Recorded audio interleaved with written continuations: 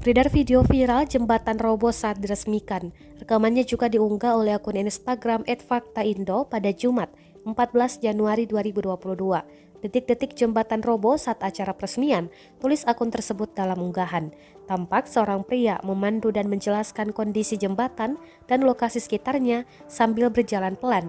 Belasan orang ikut mendengarkan dan menyaksikan kondisi jembatan hingga berakhir tercebur.